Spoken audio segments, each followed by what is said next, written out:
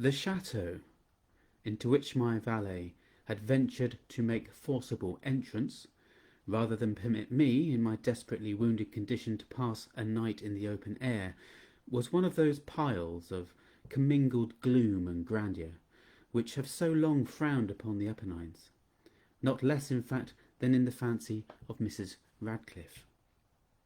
To all appearances it had been temporarily and very lately abandoned. We established ourselves in one of the smallest and least sumptuously furnished apartments. It lay in a remote turret of the building. Its decorations were rich, yet tattered and antique. Its walls were hung with tapestry and bedecked with manifold and multiform armorial trophies, together with an unusually great number of very spirited modern paintings, in frames of rich golden arabesque. In these paintings, which depended from the walls not only in their main surfaces, but in very many nooks which the bizarre architecture of the chateau rendered necessary, in these paintings my incipient delirium, perhaps, had caused me to take deep interest, so that I bade Pedro to close the heavy shutters of the room, since it was already night, to light the tongues of a tall candelabrum which stood by the head of the bed, and to throw open far and wide the fringed curtains of black velvet which enveloped the bed itself. I wished all this done that I might resign myself, if not to sleep, at least alternately to the contemplation of these pictures, and the perusal of a small volume which had been found upon the pillow, and which purported to criticise and describe them. Long I read, and devoutly I gazed. Rapidly and gloriously the hours flew by, and the deep midnight came. The position of the candelabrum displeased me, and outreaching my hand with difficulty, rather than disturb my slumbering valet, I placed it so as to throw its rays more fully upon the book. But the action produced an effect altogether unanticipated. The rays of the numerous candles, for there were many, now fell within a niche of the room which had hitherto been thrown into deep shade by one of the bedposts. I thus saw in vivid light a picture all unnoticed before. It was the portrait of a young girl, just ripening into womanhood. I glanced at the painting hurriedly, and then closed my eyes. Why I did this was not at first apparent, even to my own perception. But while my lids remained thus shut, I ran over in my mind my reason for so shutting them. It was an impulsive movement to gain time for thought, to make sure that my vision had not deceived me, to calm and subdue my fancy for a more sober and more certain gaze. In a very few moments I again looked fixedly at the painting. That I now saw aright, I could not and would not doubt, for the first flashing of the candles upon that canvas had seemed to dissipate the dreamy stupor which was stealing over my senses, and to startle me at once into waking life. The portrait, I have already said, was that of a young girl. It was a mere head and shoulders, done in what is technically termed as vignette manner, much in the style of the favourite heads of Sully.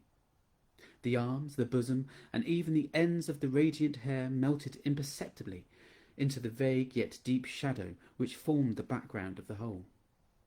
The frame was oval, richly gilded and filigreed in moresque. As a thing of art, nothing could be more admirable than the painting itself. But it could have been neither the execution of the work nor the immortal beauty of the countenance which had so suddenly and so vehemently moved me. Least of all could it have been that my fancy, shaken from its half-slumber, had mistaken the head for that of a living person. I saw at once the peculiarities of the design, of the vignetting, of the frame. Must have instantly dispelled such idea, must have prevented even the momentary entertainment. Thinking earnestly upon these points, I remained for an hour, perhaps, half sitting, half reclining, with my vision riveted upon the portrait. At length, satisfied with the true secret of its effect, I fell back within the bed. I had found the spell of the picture in an absolute lifelikeness of expression, which, at first starting, finally confounded, subdued, and appalled me. With a deep, reverent awe, I replaced the candelabrum in its former position, the cause of my deep agitation being thus shut from view. I sought eagerly the volume which discussed the paintings and their histories. Turning to the number which designated the oval portrait, I there read the vague and quaint words which follow. She was a maiden of rarest beauty, and not more lovely than full of glee. And evil was the hour when she saw and loved and wedded the painter. He, passionate, studious, austere, and having already a bride in his art. She, a maiden of rarest beauty, and not more lovely than full of glee, all light and smiles and frolicsome as a young fawn, loving and cherishing all things, hating only the art which was her rival, dreading only the palette and brushes and other untoward instruments which deprived her of the countenance of her lover. It was thus a terrible thing for this lady to hear the painter speak of his desire to portray even his young bride. But she was humble and obedient, and sat meekly for many weeks in the dark high turret chamber where the light dripped upon the pale canvas only from overhead. But he, the painter, took glory in his work, which went on from hour to hour, from day to day. And B was a passionate and wild and moody man who became lost in his reveries, so that he would not see that the light which fell so ghastly in that lone turret withered the health and the spirits of his bride, who pined visibly to all but him. Yet she smiled on and on, uncomplainingly, because she saw that the painter, who had high renown, took a fervid and burning pleasure in his task, and wrought day and night to depict her who so loved him, yet who grew daily more dispirited and weak. And in soothsome she beheld the portrait, spoke of its resemblance in low words, as of a mighty marvel, and a proof not less of the power of the painter than of his deep love for her, whom he depicted so surpassingly well. But at length, as the labour drew nearer to its conclusion, there were admitted none into the turret, for the painter had grown wild with the ardour of his work, and turned his eyes from canvas merely even to regard the countenance of his wife, and he would not see that the tints which he spread upon the canvas were drawn from the cheeks of her who sate beside him. And when many weeks bad had passed, and but little remained to do, save one brush upon the mouth and one tint upon the eye, the spirit of the lady again flickered up as the flame within the socket of a lamp, and then the brush was given, and then the tint was placed, and for one moment the painter stood entranced before the work which he had wrought. But in the next, while he yet gazed, he grew tremulous, and very pallid and aghast, and crying with a loud voice, "This is indeed life!" He turned suddenly to regard his beloved.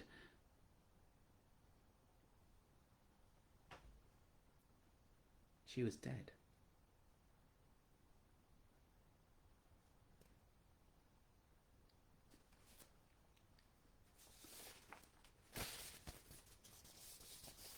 The Oval Portrait, Edgar Allan Poe, 1850. A story of two halves. And quite an abrupt ending, I feel.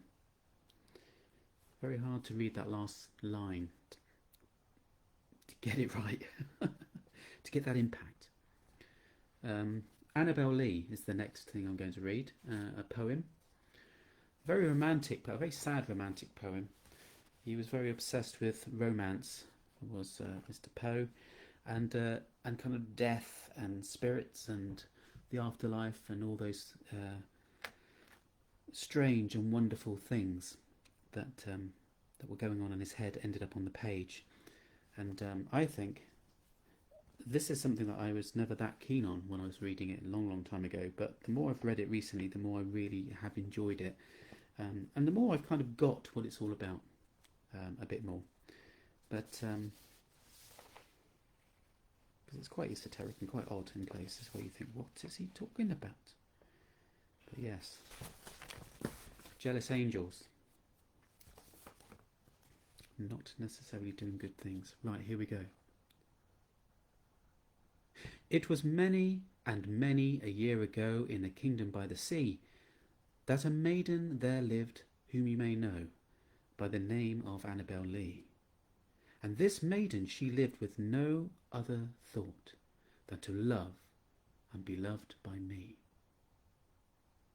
I was a child and she was a child in this kingdom by the sea, but we loved with a love that was more than love, I and my Annabel Lee, with a love that the winged seraphs of heaven coveted her and me.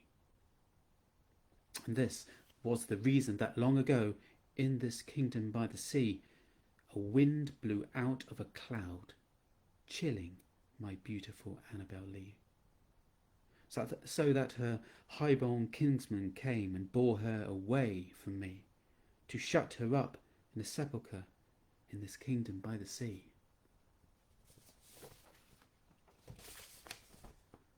The angels, not half so happy in heaven, went envying her and me. Yes, that was the reason, as all men know in this kingdom by the sea, that the wind came out of the cloud by night, chilling and killing my Annabel Lee.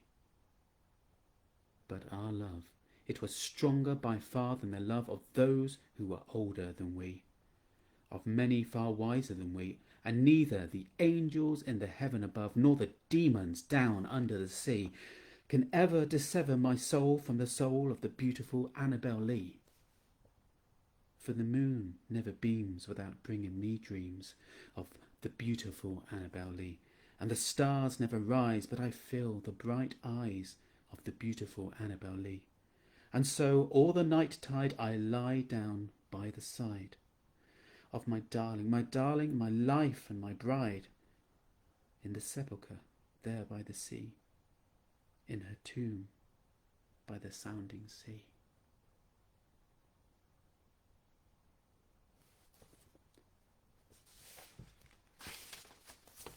What a dark romantic. So, thanks for watching, even if I can see there isn't anyone watching, but maybe there is, I don't know. Thanks for watching, and I will be doing another Poe, my last of Povember, next Saturday night, and I'm not quite sure what it's going to be yet. Very possibly The Mask of the Red Death, I think. So if you'd like to join me at 8 o'clock next week, these are all quite short, never more than 20-25 minutes, are they? So it's just a short time out of your day or night, or I should say.